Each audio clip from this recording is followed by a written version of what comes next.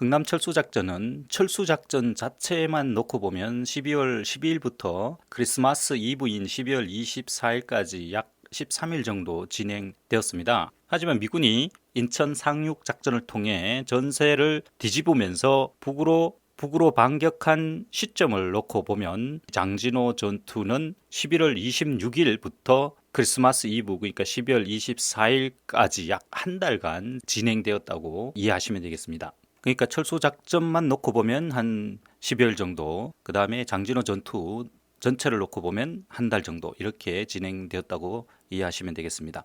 흥남철수작전은 전 세계 이목이 집중된 가운데 이루어졌습니다.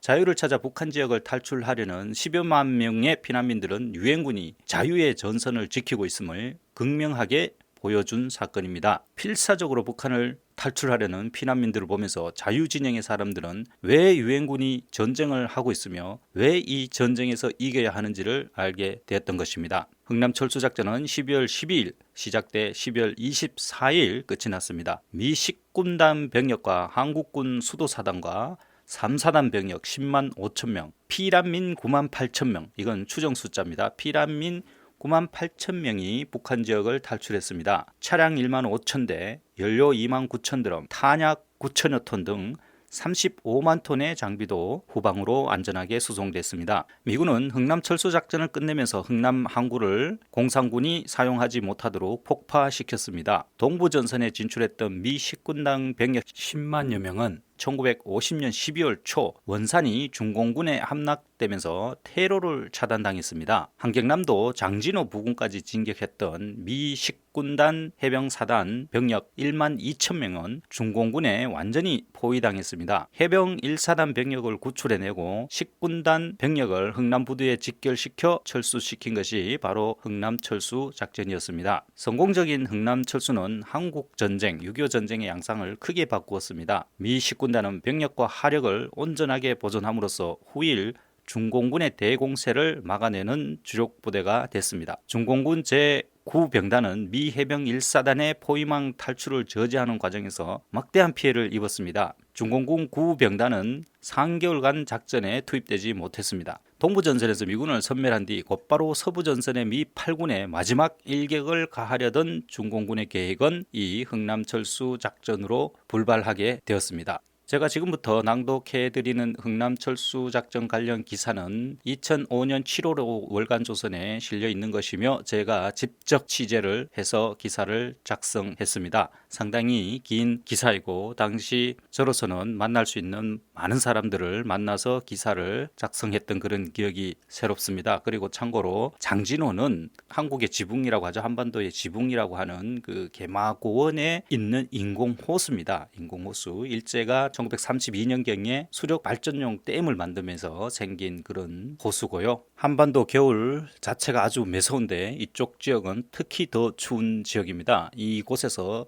그것도 가장 추웠던 12월 한가운데서 전투가 벌어졌기 때문에 철수하는 미군들이 아주 많은 고생을 했고 큰 희생도 따랐던 그런 전투입니다. 그럼 제가 기사를 낭독해 드리겠습니다. 지난 5월 27일 여기서 지난이라고 한 것은 이 기사가 작성된 2005년을 가리킵니다. 지난 5월 27일 경남 거제도 신현읍의 포로 수용소 유적공원 거제 고현항에서 차로 10분 거리인 이곳이 노인들로 북적거렸다. 여기저기에서 투박한 함경도 사투리가 들려왔다. 1950년 12월 혹한의 흥남부두를 빽빽하게 메우고 서 있던 주인공들이다. 이들은 자신들을 사지에서 구해준 은인들을 기리기 위해 기념비를 거제도에 세웠다. 거제도는 흥남부두를 떠난 10만여 명의 피난민들이 첫 발을 내디딘 곳이다. 양승호 인터뷰 당시 84세였습니다. 양승호 씨도 그중 한 명이다. 1950년 12월 24일 천여 명의 피난민과 함께 거제도 장승포항에 도착했습니다. 우리가 탄 배가 피난민을 실은 첫 배 같았습니다. 장승포 경찰서에서는 피난민들을 어디에 어떻게 수용할지 몰라 당황했습니다. 경찰은 일단 우리를 인근 국민학교 교실에 배치했어요. 이북에서 나온 사람들이라고 경찰이 경비를 서더군요. 그런데 다음 날부터 피난민을 실은 배가 막 쏟아져 들어오자 경찰이 경비고 뭐고 알아서 다른 곳에 가서 살아라고 합디다. 장승포에 살고 있는 윤말순, 인터뷰 당시 82세입니다.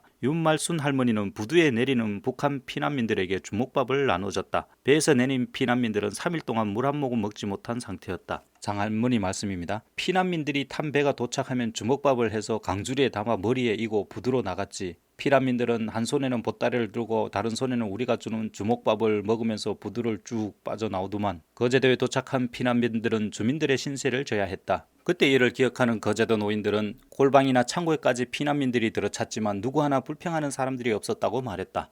방을 구하지 못한 사람들은 마을 어기 공터나 산에 움막을 치고 살았다. 당시 거제의 인구는 10만 명, 피난민이 15만 명 이상이었다. 흥남 철수작전으로 온 10만여 명의 피난민 외에 부산에 머물던 피난민 상당수가 거제도로 옮겨졌다. 장승포 주민 정원주 씨, 당시 83세입니다. 정원주 씨는 당시 피난민들의 상황을 생생히 기억했다. 우리 뒤주방에도 피난민들이 몇 명 있었어. 양식은 배급이 되었지만 그 사람들 참 불쌍했지 뭐. 고향에서 금부치라도 가져온 피난민들은 이를 미천으로 장사를 했지만 대부분 돈이 없으니까 산에서 나무를 해서 팔거나 막노동을 했어. 그런 일거리도 거의 없었어. 포로를 상대로 장사를 해서 돈을 버는 피난민들도 있었다. 포롱 수용소 철조망 너머로 먹을 것을 넘겨주면 포로들은 옷가지나 모포를 던져주었다. 피난민들은 포로를 표시하는 PW라는 글씨를 지우고 국방색을 탈색한 후 시장에 내다 팔았다. 피난민들이 많이 머문 장승포항, 옥포항, 고현항의 부두는 자판을 벌인 피난민들로 가득했다. 당시 거제도에서는 장승포항이 가장 번화했다. 피난민들은 부두에 나와 쌀, 고무신, 강목 장사를 하거나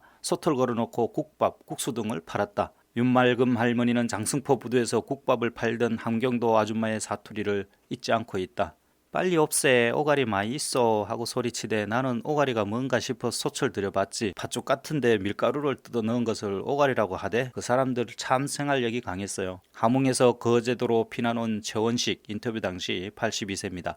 최원식 전 잡지협회 회장은 성포리 구장집에 9명이 머물렀다며 9명이 그 집에서 석 달 동안 쌀이고 김장김치고 다 먹었는데도 구장은 싫은 표정 하나 짓지 않았다고 말했다. 구장은 밤마다 우리에게 고생한다며 이불 속에 손을 넣어보고 먹을 것도 주었어요. 그렇게 인심이 좋을 수가 없었습니다. 그 구장에게는 자식이 없어서 이제는 고맙다는 말을 전할 사람도 없습니다. 피난민들은 거제도에 짧게는 3개월, 보통 1년에서 3년 정도 머물렀다. 거제도를 빠져나간 이들은 부산에 나가 막노동을 하거나 전국에 흩어져서 구두 닦기, 식당일, 공사판 노동일 등을 닥치는 대로 했다. 이쯤에서 기사 낭독 1편을 마치고요. 2편부터 본격적인 흥남철수 작전이 시작됩니다. 2편에서 뵙겠습니다.